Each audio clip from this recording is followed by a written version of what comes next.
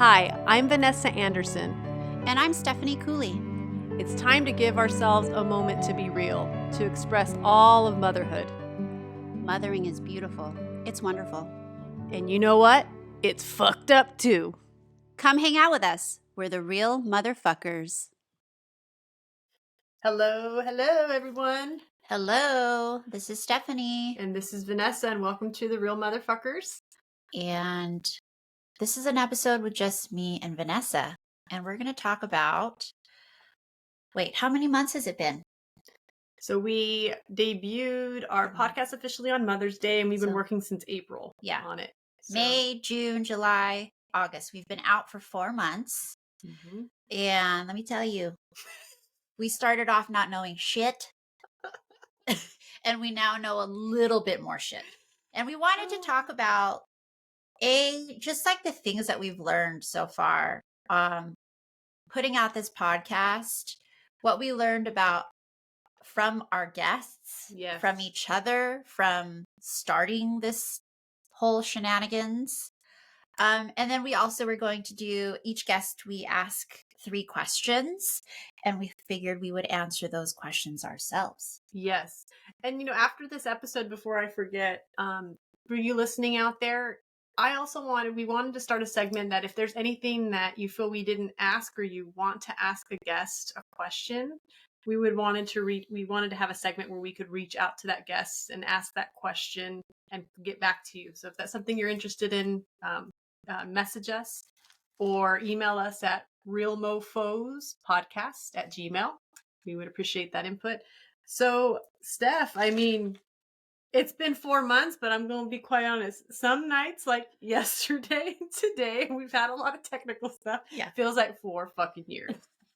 Yeah. I've been up since 4 this morning. Shit doesn't want to upload to Spotify. There's all these different things that you don't think about going into this. We went into this like a little kid making a mud pie. Let's make a podcast. Magic. Yeah.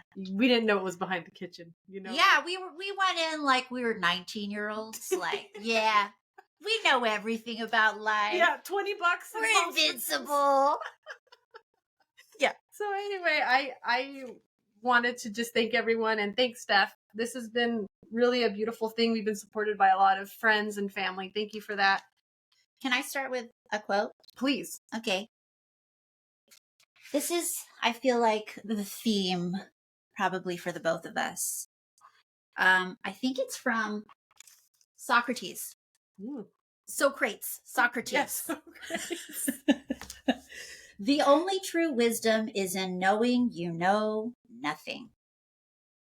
And I think that is such a great place to begin anything, is just being a student and being willing to learn and being, it's okay to not know, and like being joyful in like realizing something, or even like, sometimes we're so fixated on like, it's gonna be a certain way and it doesn't turn out that way, and being able to be okay with like the new outcome and learning from that. Yes, I think definitely flexibility.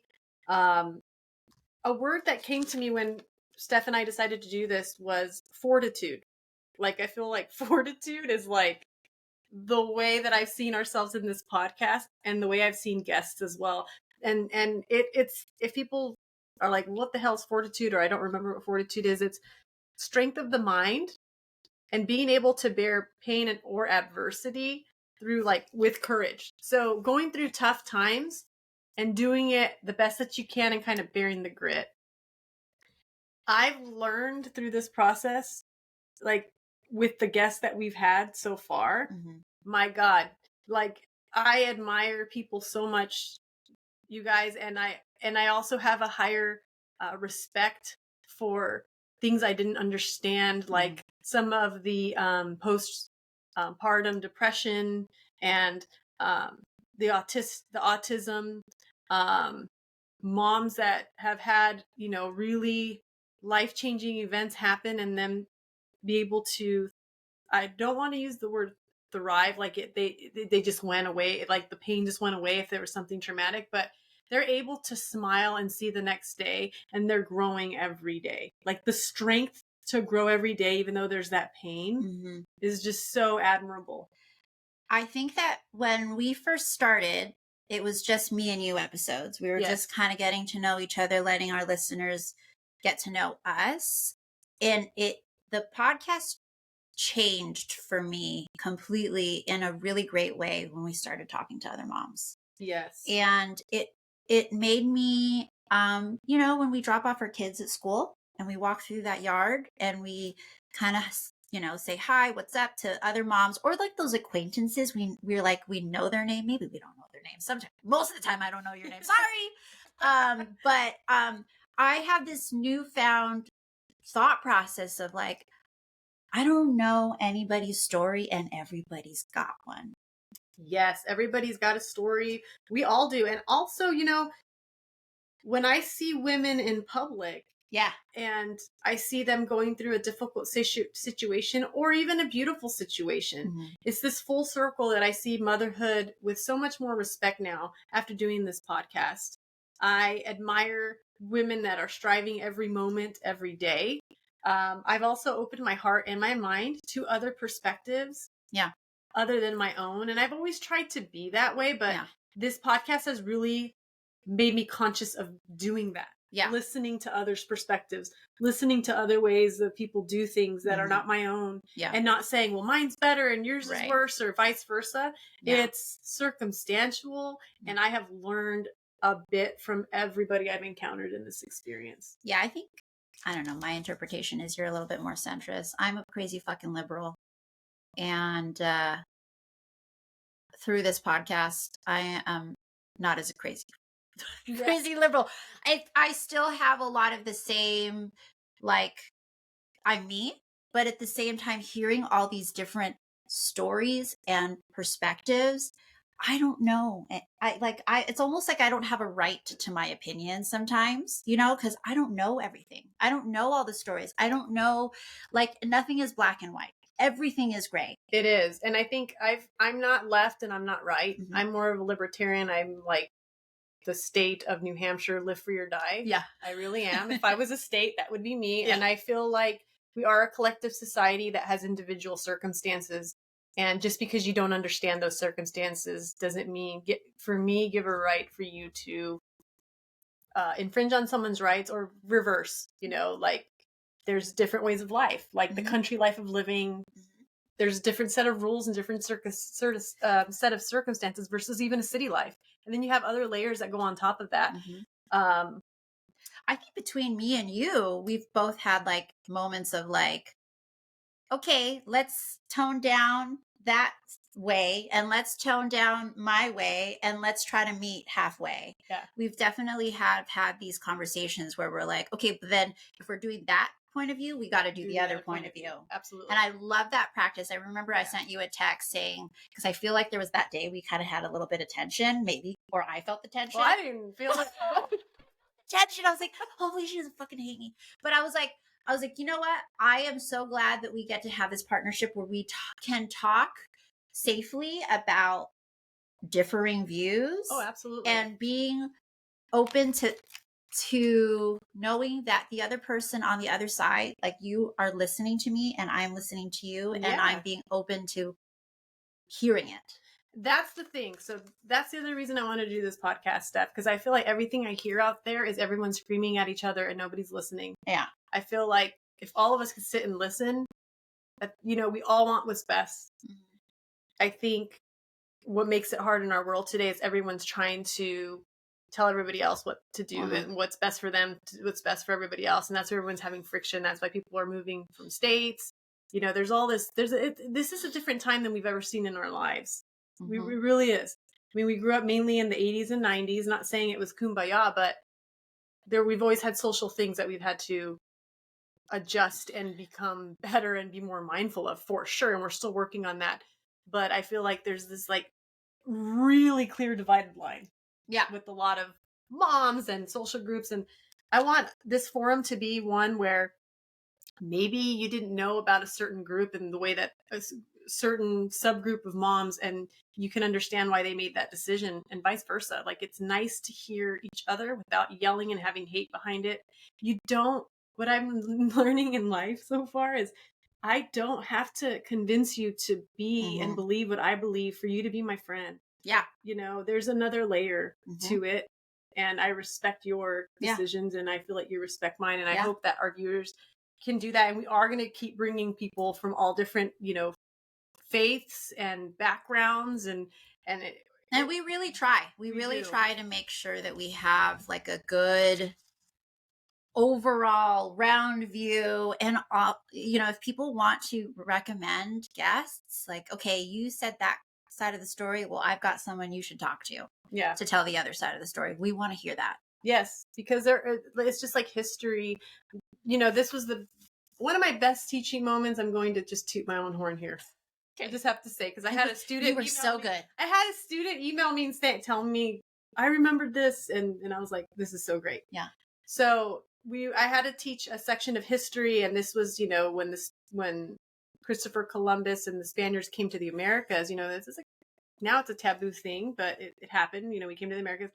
But what I said to them was, okay, one student stand on one corner of the room and the other one stand on the other. I had a ball. I had people scattered around the room, different parts of the room. And I had that student throw the ball to the other child, and they caught it. And I said, all right, everyone freeze. I randomly picked someone on the other corner of the room. What did you see? Well, I saw him throw it this way and this way. I asked the person who threw the ball, who received the ball, what did you see? Different description. Other person behind me, what did you see? Well, I saw some of your hair, and then, okay. So we were all in the same room, same event, and we all saw it differently. Yeah. I said, I'm going to teach you a slither of history, but it is not the only version. Yeah. So I feel like in life and in motherhood, there is not one version to be a mother, and there is not one version, not one version to see yourself even as a mother. There's so many ways we're going to be be a metamorphosis in this life. There's going to be different stages with ourselves and our children.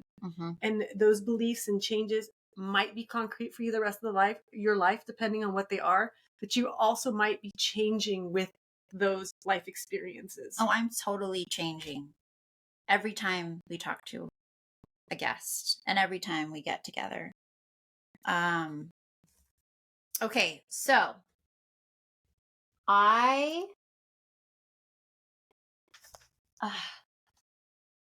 okay, before this, I had a fear of speaking in front of people or in front of a mic or anything like that. Did you? No, you were good with that. I was okay just because I had to do it during COVID, but Yeah. this made me nervous because it was not just me teaching a subject. It was me opening my heart and my soul of who I truly am to others, and being possibly the feeling of being ostracized or being judged. That's that's what's been. Yeah. hard. Mine was, tactically speaking, just knowing that there's an audience. I felt stuck in feeling like I can't get the words out. It just felt like very forced. Yeah. I know that I'm a very good conversationalist. Yes, you are. But then once you put a mic, I'm like, what's going on? But I feel like I've been doing a lot better, and it's really honed my skill on that. I think you've done fantastic. And you did tell me that before we started. And I remember that was kind of your hesitation to agree to do this with me. Yeah.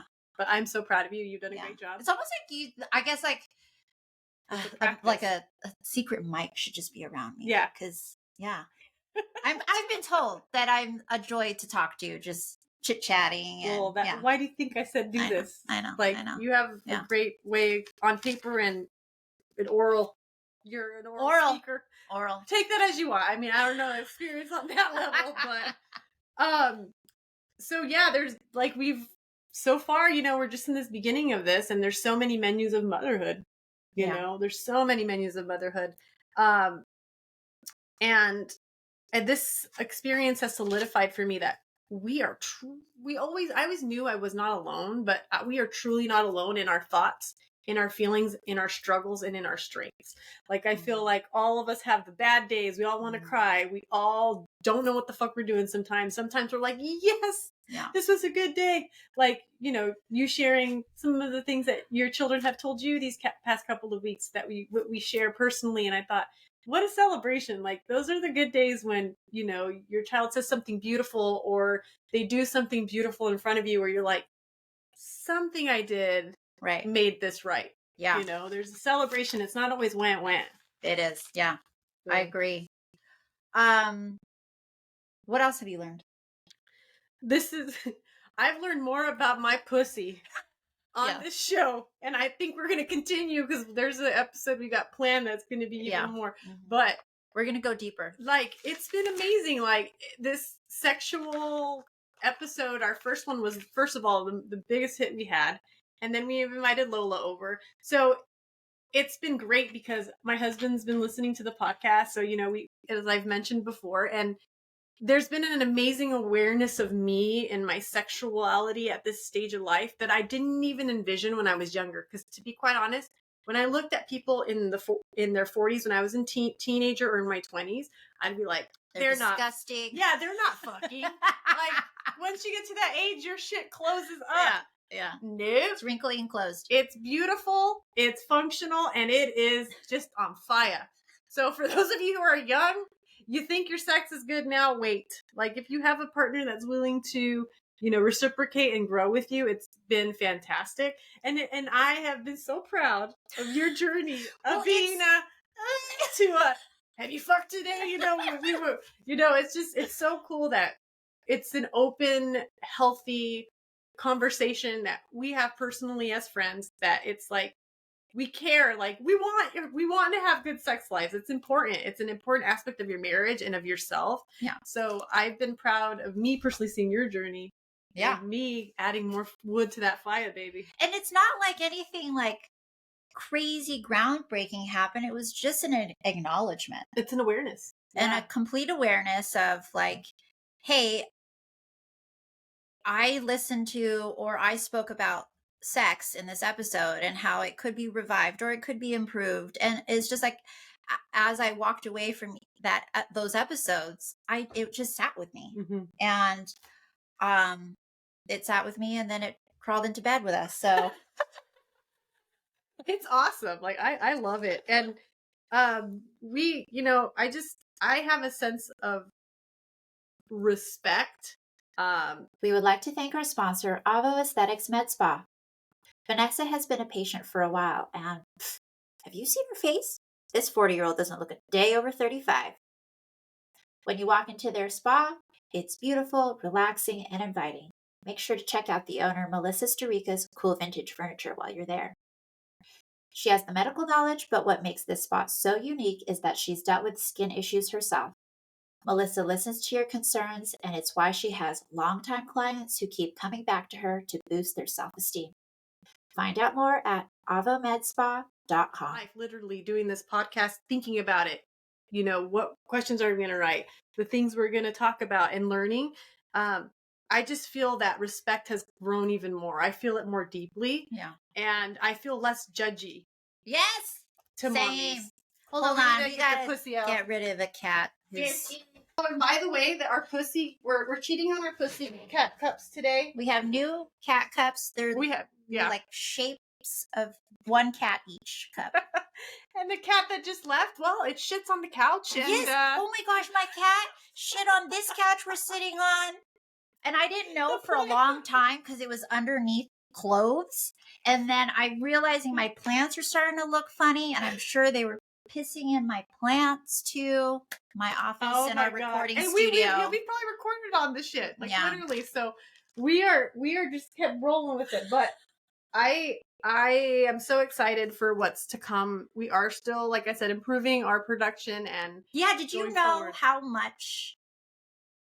I don't think we realized how much back end work. We knew there was gonna be a lot. Yeah. But just the emotional turmoil of like, is this shit gonna load? Yeah. Is this gonna record correctly? We've had so many instances where there's just like, we're worried that the platform we're using will not record the other person well. We have these drives where we put our episodes on, and I just have this fear that one day I'm going to plug it in my computer and nothing's going to be there. I know, but we've been iClouding, right? Yeah. So we I think they say it's like 5% is actually posting it, a recording, and then the 95% is everything else. It is. And everything else has been crazy. Like, I just showed Steph, not to bore you guys with anything, but I just showed Steph like a list of what we need to have as far as checklists for requirements to be able to even upload something so you guys can view it. And she's like, I can't even look at this. I can't. It looks like foreign language. It is a foreign language. And it has letters and numbers mixed together. No fucking way. Nope. So I'm like, okay, well, I'm the one that has to figure this out. So I'm like, these letters and numbers that make no sense to me, I got to find where that shit is in this program that's like made for professionals. So I have my comfort zone went from like being an Oreo cookie to like being an Olympic pool in these last 4 months with technology and just everything. And I definitely, after being with you so much and being co-workers at this point, I do strongly believe you are who you are around, because I feel like I have been able to write better, and that's your expertise. And there's just, a lot of cool things that I've been able to gather just being her coworker, but also from our guests, like the way that they've coped, our sex trafficking victim, the way that she's found hope, and the way that, she digs in every day and doesn't give up. I mean, when I feel like I'm doing something and it's not even at that level, I'm like, come on, Vanessa, like that guest can do it. You can do it too. It's this level of hope. And gosh, yeah, just reflecting on that guest, I think that it sat with us so deeply and so heavily, and we felt so honored that she chose us to tell her story, but we felt this level of responsibility to tell it, and tell it respectfully, and tell it the way it needed to be told. I think that when we had her on, and that put the depth in like how cool it is that we have this platform to share the gamut of all the types of stories that are out there, the ones that we don't even think about. Yeah, because this one came to us. Yeah, it came to us, and I'm still digesting that, because I've actually been doing more research on it, and I've listened to someone who's been in those background sting operations, and I had to stop it. And I do feel, this was day before yesterday, I felt the pit in my stomach is huge, because I feel like I still feel helpless even though we've had this platform. I know that my purpose is to go further with that cause. And it's keeps getting so much more evil, like the evil that's involved in that goes so deep. It's just such a crazy animal, like a crazy black hole that is hard to add light. But if all of us shine the light and love to it, I know we can make a difference. And if you guys are listening, you haven't listened to that episode, I strongly recommend you do. And I strongly recommend you share it, because some of our social platforms aren't allowing us to share it the way we would like to. So please help this person be heard, and help this cause be opened up to other hearts. Yeah. Is there anything else you learned, or should we get into our 3 questions? I feel like we should get into our 3 questions. Okay. What about you?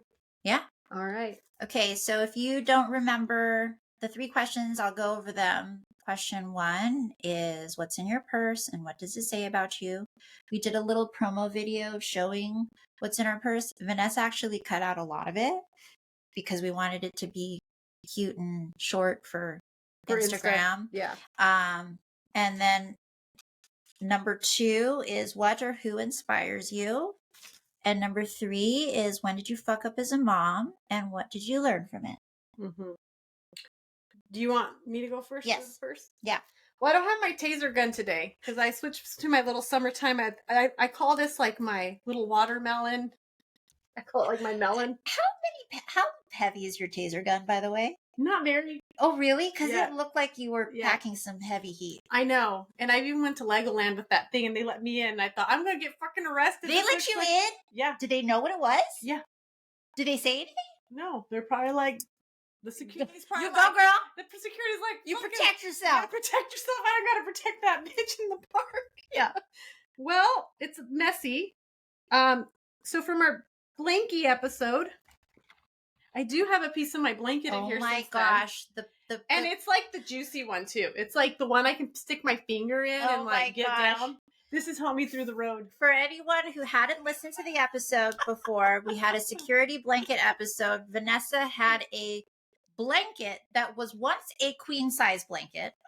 It is now a pile of little tiny scraps that can fit in the palm of your hand. The ugliest shred you can think of, but it's hilarious. So it's like a little ring. So this Wheatha, I took it with me because we were on a road trip with the trailer, and as I mentioned in the Lola episode, I need to tape my mouth and be more submissive on the road, and this helps me keep my mouth shut.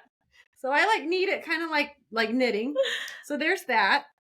I have I feel like I have our a history of our episodes here. I have this from Melissa. It's a cool little sunscreen that she gave us from Color Science. I love it. Melissa is a guest that we had on who told us about her beautiful foster and adoption story. She is also the owner of Avo Aesthetics Med and Spa, and she's does amazing things for your face. Yeah, look at my skin. She's like a week after my... What I love about her is that she's so personable, and she gets to know who you are and what you do in your daily life, so she can properly, work on your skin. Totally. And then I have another sunscreen that I love, Glow Screen. I have a couple of different natural lipsticks and stuff. I have this one from Hawaii, I love. And then I have a First Aid burn cream. I have a bunch of bobby pins. I have some mints, my sunglasses. The fact that you have a purse that is sort of small is kind of... I always am the big bag lady. Yes. And I have maybe half... Oh no. These are burn dresses. If someone gets burned. Because if you're working on your car, just say you had to check something in it, you burned your hand. That's Were you working on your car? No, but in the summertime, people burn their hands when it's hot on their steering wheel. People don't even think about this, or on their handles, or kids get burnt with seatbelts. Oh. So I have this for that reason. Yeah. But yeah, nothing fun today. The teaser's at home, but I'll still fuck you up if you... What about you? I'm not going to tell you about everything, but I will say a couple things. One of them is my sisters always make fun of me about how I'm a crunchy mom. All the hippie shit I do. But I feel like I'm not as crunchy as I could be. Yeah. As that I wish I could be. Yeah. You're moist crunchy. You're not dry crunchy. Yeah, I'm moist crunchy. Oh my gosh. And my daughter, I don't remember where she got this, but she has these sour gummy worms, that have a lot of natural flavors. And all these from the blue in here, this radioactive blue is dyed from blueberries picked. No, I'm kidding. This shit has all of the preservatives. All the good cancer. All that good cancer things. And then also, I have not used it yet. I don't know how to fucking use it yet. It scares me, but I got a taser gun too. See? You are who you hang out with. And I get a taser gun 4 months later. It's like a flashlight. Yeah. Also, I think you have to press this button and then turn it. I know, but if you don't know, it's no test. Yeah, I should probably not test it right now. Don't test it right now. I can see me being your first victim. No, it's been really great. And I do have to say, this purse thing, if you have a girlfriend, you should just have a conversation and see, tell me 3 things you have in your purse. You might laugh. It's pretty funny. And then you realize the shit you have in there. You're like, oh my God, it's really cool. That is a great conversation starter. It is a good conversation starter. So let me ask you, Steph, and what inspires you, or who? I will say a who. And I don't know if people are gonna roll their eyes at this, but my husband inspires me. And he doesn't really listen to this podcast. It makes him cringe. Yeah. He's doesn't want to have the idea, can't stand the idea of me talking about personal things. And he knows that I won't say anything personal about him and the kids. And I'm very respectful of that. But he inspires me because, I don't know, I think that there's a sense of also we are both competitive. And he inspires me because I always see him working on himself. And I'm like, fuck. I know. I got to do it too then, because I can't lose. And I'm not working on myself too. But that's the thing. You're around each other. You love each other. And who you are, who you hang out with. Yeah. And he's like always reading a new book. He's always like coming up with, like, he'll come to the table and say like, oh, I just read this thing about like how we can change your perspective on this one scenario. I'm like, oh, that's a really great way to think about that. Or he'll go out of his way to go to like trainings on like changing your mindset. Or he's always like trying to come up with like a new like workout thing. Like he's a really buff person, but like he's sought out a trainer who will help him like work out different muscles. I'm like, dude, you got all the muscles already. But no, you can't see. Totally. That's so cool. No, yeah. I love that. And I do say my husband and Gabe are very similar. They're always like a step ahead of their game. Yeah. Like I always feel like from what I've known Gabe and my husband, they always find the cool shit before it's cool. Yeah. Yeah. Or that book before it's big, or like that next health thing. It's always been that way. And Ryan's brought it. The thing I think that makes them similar is that they're so quiet about it. They are not. They don't want to be seen. No, they don't want to be seen. I know there was a picture of him that was posted on social media, and he was like super weirded out by that. So he likes to be the behind the scenes guy. Yes, very humble and all of that. So that's who's supporting. So that's why he cringes with the fact that I have this podcast. I love that he's your inspiration. Yeah, love it.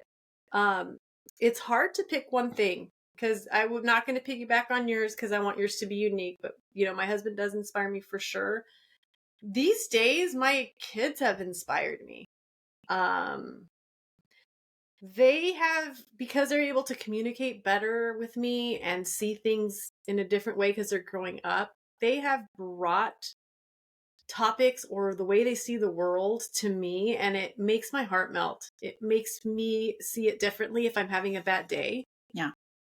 If they know I'm down on it by myself, they'll bring me a gesture of kindness. It could be a flower or giving me a hug, asking me I'm okay, telling me that they love me. And I didn't think I was going to get emotional with this, but that is what I'm living for. Yeah.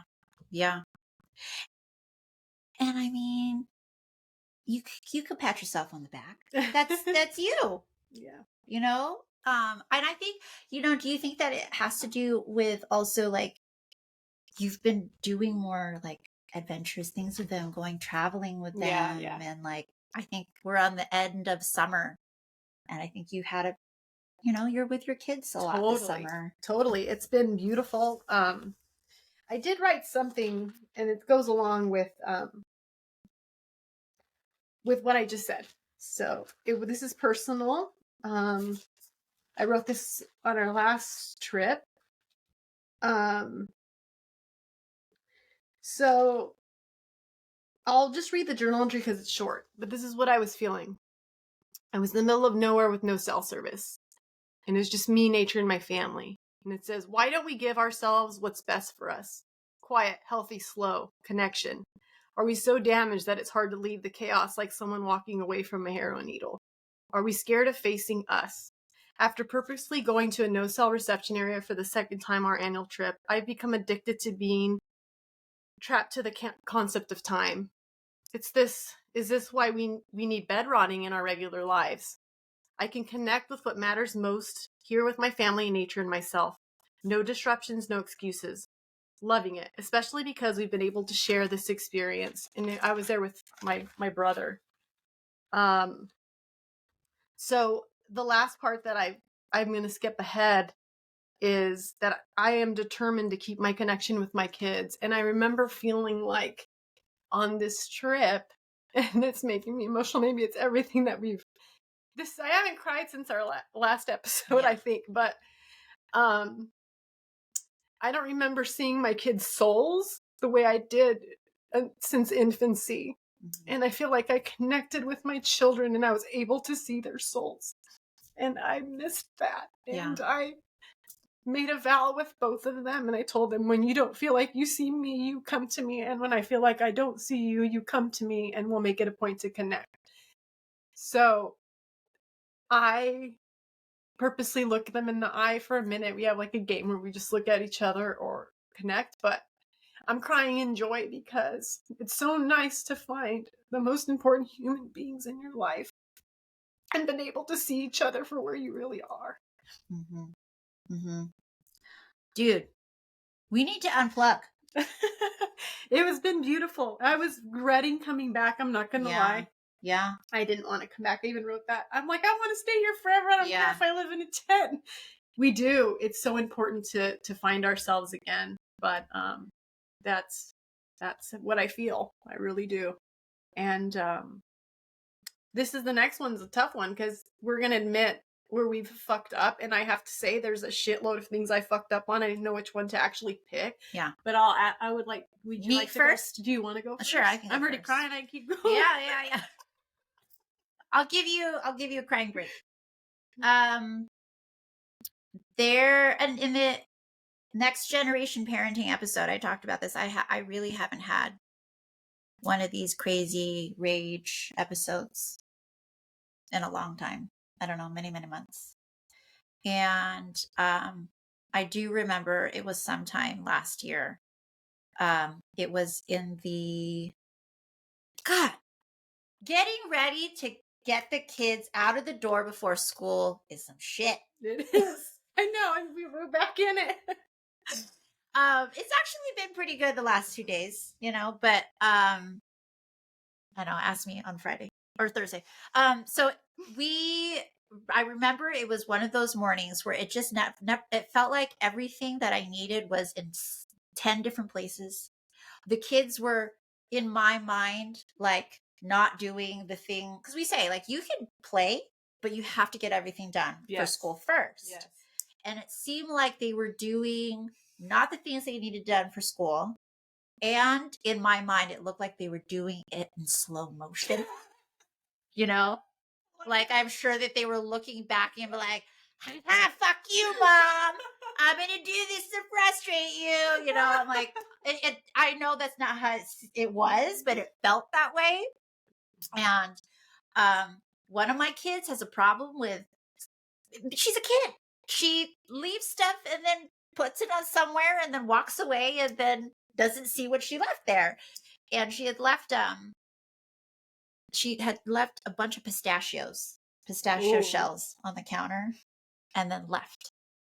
And I was driving and I was fucking pissed. And I was yelling at the kids about how we do this every day. Why does it have to be so hard? I want my mornings to be really good with you.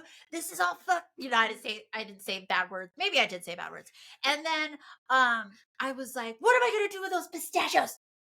And she's like, I don't know. And I was like, well, when I get home, so you learn this lesson, I'm going to stick them on your pillow. Would you like me to stick your pistachios on your pillow? And she was like, I don't want you to put food on my pillow. And I was just so enraged about it. Like, I was like, I'm going to so fucking do it to make a point. Yeah. And it was just so rageful and revengeful. And I dropped off my kids, not really saying sorry. And I sat with the terror and the horror of like leaving my kids for the day that way. Yeah.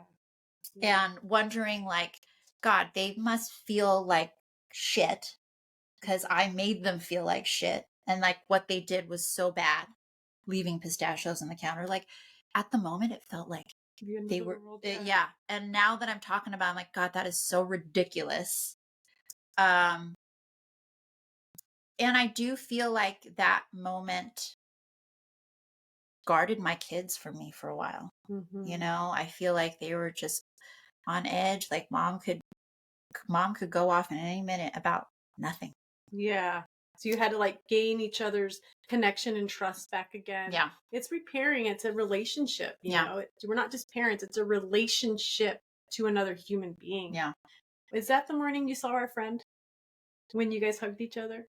It might have been. I think it was. Yeah. Yeah, when I threatened, yeah. Oh, yes, we saw our friend in the street and she had a bad morning and I had a bad morning and we saw each other. We didn't even say anything. Just cried. And we just cried and hugged. Yeah. Yep. It happens. It happens. I know we are not always our best selves. We are not. And that's where we have our moments and there's 1,000 things going on. And I'm sorry that you felt that way and you're not.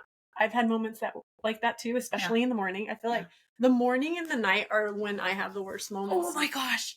Yes. Yeah. You know what I feel guilt about at night? I just want to put my kids to bed and I want to say goodbye and like close the door.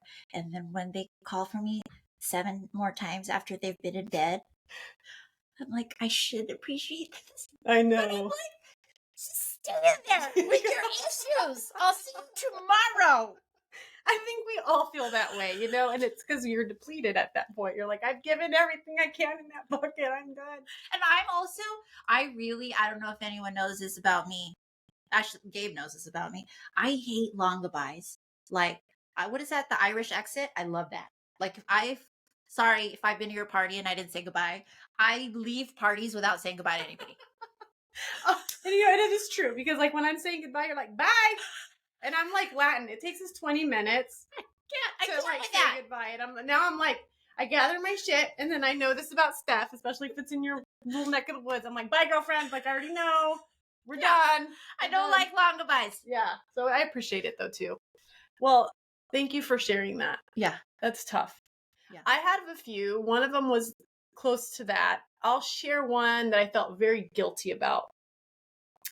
So my son was not a fan of school the first couple years of his life, especially when his sister was no longer in his class. Mm-hmm. And I had started working and I had missed work because one of my children was sick. And then he realized, oh, if I'm sick, I get to stay and I get to stay with my mom. Mm-hmm. So he learned that. And well, he said, well, tomorrow I'm going to pretend I'm sick. You know, when you're little, you say what you're thinking, even though you're like, shouldn't. He's like, I'm going to pretend like I'm sick and then you're going to have to stay home with me. And I'm like, that's not how it works. I have to go to school. I mean, I have to work. You know, we all have to do what we have to do, you know. So he wakes up and he's like, I don't feel good. And at first I looked at him and I'm like, no, you're okay. Yeah. Right? His eyes looked a little glossy and I'm like, maybe it's just because he just woke up. I'm like, no, you're good. Yeah. You're good. So like in a way, deep down, selfishly, I was like, I can't take another day off. Deep down, that was one of the reasons. I'm like, I just can't keep taking the day off. I just started this job. Mm-hmm. I'm like, just go to school. So he gets to school and then like an hour and a half later, the teacher calls me. She's like, he just threw up everywhere. He has 103 fever. And I'm like, what a shitty mom. Yeah. He told you. Yeah. And you chose to not see it for real. I feel like I ignored it. But then at the back of my mind too, I'm like, is he pretending? But at the same time, I've been there. But at the same time, I'm like, you should have still checked his temperature. Yeah. Yeah. You should have done more steps. Mm-hmm. And again, it's that morning time, right? And I had my priority and my needs before his. Mm-hmm. And that's where my guilt comes in. We're like, I didn't want to stay home. I couldn't stay home. But he's my child and he should have been priority no matter what, even if I lose this fucking job. Mm-hmm.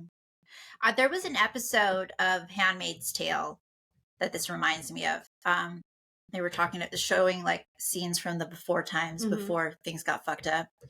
And the main character, her daughter had a fever, but the main character had this job, like this career she had to go to, like she would lose her job. Mm-hmm. So she gave her fever reducer.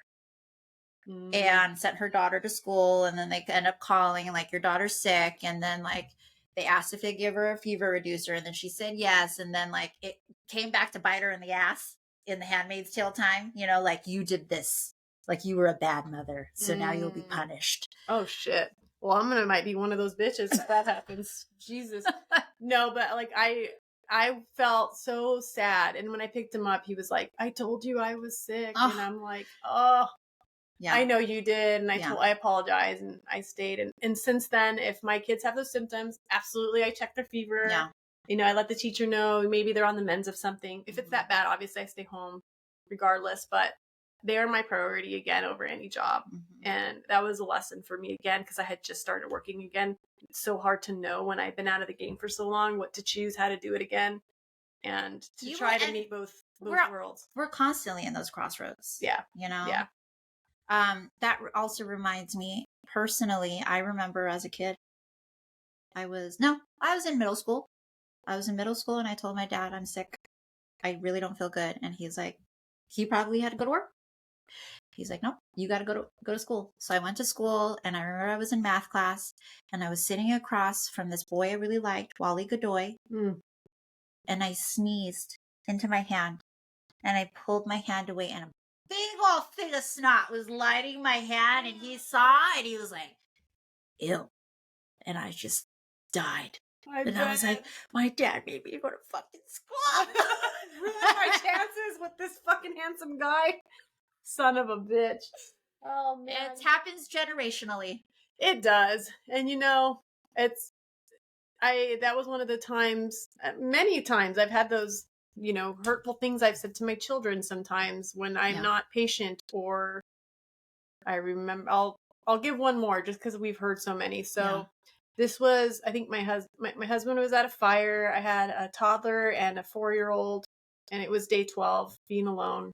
And I couldn't see my parents. My mom was sick. So I had no help. I didn't really have that many close friends where I would felt comfortable enough saying I need help and admitting that, because that's one of the things I'm working on, is admitting when I need help.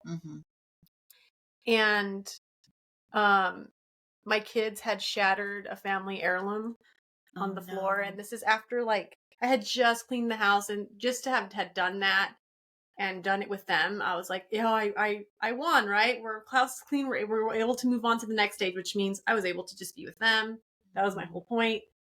And I think the stress of the situation and of me handling everything, that shatter was literally cracked me. Yeah. And I remember crying and landing on my knees and telling the kids, just get out of the room. Don't touch me. I needed just leave me alone. It was like I was throwing a 4-year-old tantrum in front of my children. Yeah. And they were like, what the fuck is my mom going through? Yeah.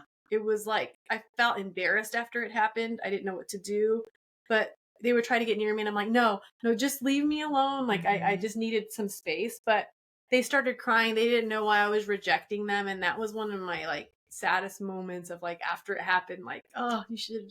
It's I wanted to go to my room and have that happen, but they would have followed me. You know what I mean? There was no way for me to escape it. And I don't have an excuse for that. But it was tough. Do you think, though, that I think maybe it's necessary for our kids to see us in our lowest points? I don't know. I feel like that's life. Yeah, it is. I think it is. And then just in the culture of our last interview that we just had, it is. But at the same time, I always feel like I want them to feel safe and secure, because I am the only parent sometimes. So if they feel like they see me break apart and I'm their only option, it's scary for them. And that's where becomes that balance. You know what I mean? Right. So I do see that. Yes, they should see me. And I think it's both. It makes me think about the debate too on should your kids see you and your partner fight? Yeah. It depends on how you do it. And how you do it. Yeah. What you're talking about.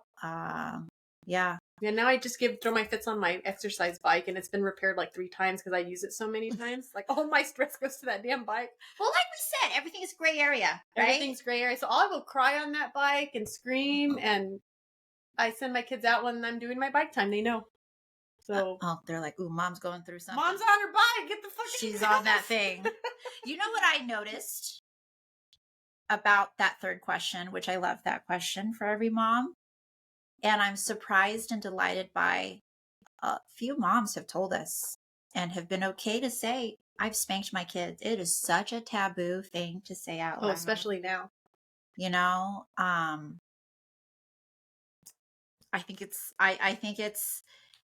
any of those you moms out there who feel like I majorly fucked up. I spanked my kids. We're not obviously endorsing hitting physically. We definitely don't do that with our kids, but I feel like that just is come on, that makes me feel seen. We all have those low ass moments.